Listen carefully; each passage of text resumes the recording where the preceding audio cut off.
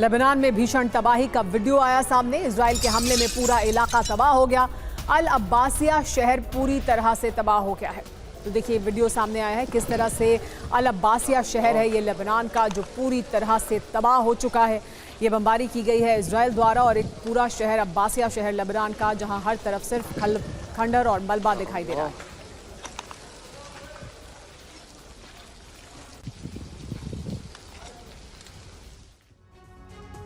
Lebanon में हिज्ब के गढ़ में आईडीएफ ने कब्जा कर लिया है। हिजबुल्लाह इलाके में इजरायली झंडा लगाया गया है। पानी की टंकी के ऊपर लगाया गया है ये झंडा।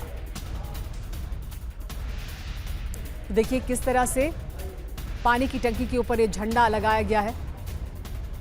हिजबुल्लाह के इलाके में इजरायली झंडा दिखाता है कि इस पूरे इलाके में देखिए हर तरफ खंडर दिखाई दे रहा है, हर तरफ मलबा दिखाई दे रहा है और पानी की टंकी के ऊपर इजराइल का झंडा है। ये इलाका हिजबुल्लाह का इलाका है।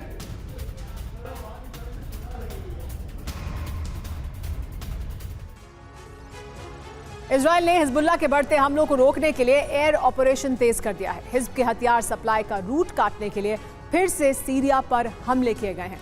इजरायली वायुसेना ने सीरिया में एयर स्ट्राइक करके हिजबुल्लाह के हथियार गोदामों को ध्वस्त कर दिया।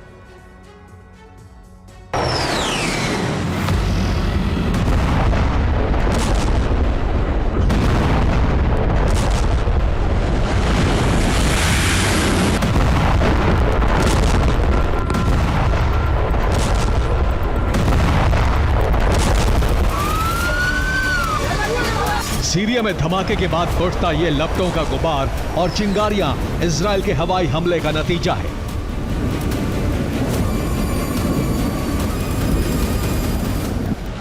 सीरिया में इजरायली वायुसेना ने बीती रात ऑपरेशन चलाया और पोर्ट सिटी लताकिया पर जबरदस्त हवाई हमले किए।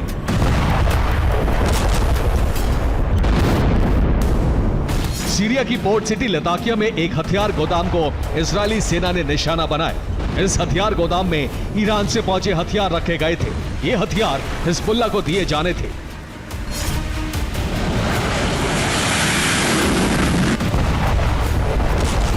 अक्टूबर के महीने में इजराइल ने सीरिया में 3 से ज्यादा बार एयर स्ट्राइक की है और इन हमलों में हिजबुल्लाह का एक सीनियर कमांडर भी मारा गया था।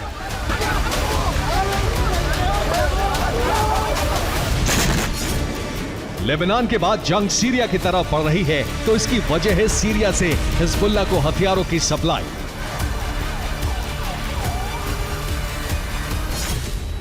ईरान का हथियार सप्लाई रूट सीरिया से होकर ही लेबनान पहुंचता है।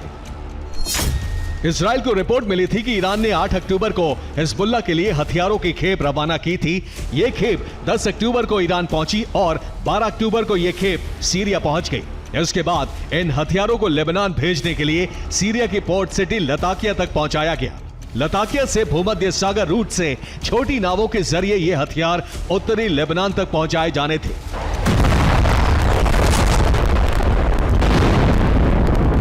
लेकिन उससे पहले ही इजराइल ने इन हथियारों के गोदामों को हवाई हमले में उड़ा दिया। हिजबुल्लाह को हथियार ईरान के जरिए पहुंच रहे हैं, लेकिन रिपोर्ट यह है कि हिजबुल्लाह को हथियार सप्लाई रूस से भी हो रही है।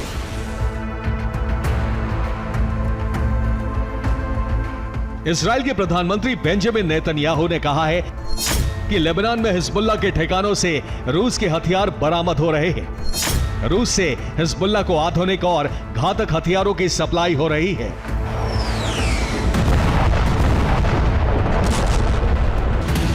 रूस और ईरान के इन हथियारों को सीरिया के रूट से लेबनान भेजा जा रहा है और इसीलिए सीरिया पर इजराइल ने हमले किए हैं।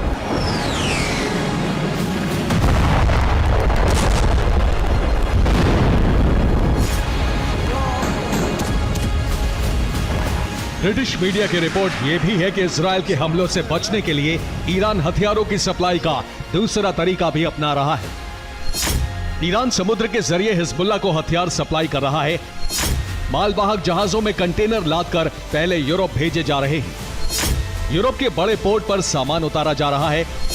इसके बाद वापसी में हथियारों के कंटेनर सीरिया पहुंचाए जा रहे हैं।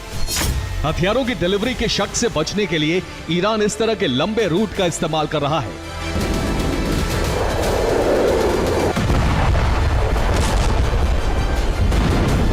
सीरिया में इजराइल ने जहां हमले किए हैं वो रूस और असद सरकार के प्रभाव वाला इलाका है और यहां रूस ईरान के हित जुड़े हैं।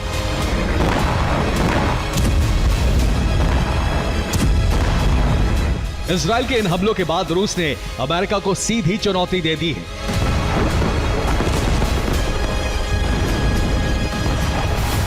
ये तबाही सीरिया के इदलिब में रूस के हमलों से हुई है।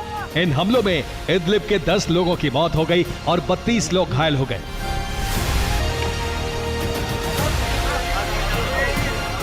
इदलिब क्षेत्र तुर्की और अमेरिका के प्रभाव वाला इलाका है। असद सरकार के विरोधी गुटों ने 2015 में नॉर्थ वेस्ट सीरिया के बड़े हिस्से पर कब्जा कर लिया। इस क्षेत्र पर असद सरकार का दोबारा नियंत्रण स्थापित करने में रूस मदद कर रहा है।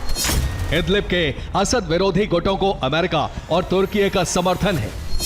2020 में रूस और तुर्की यूएस के बीच सीज फायर समझौता हुआ था, लेकिन इजराइल के लताकिया हमलों के बाद रूस ने अमेरिकी प्रभाव वाले सीरियाई इलाके में हमले शुरू कर दिए हैं।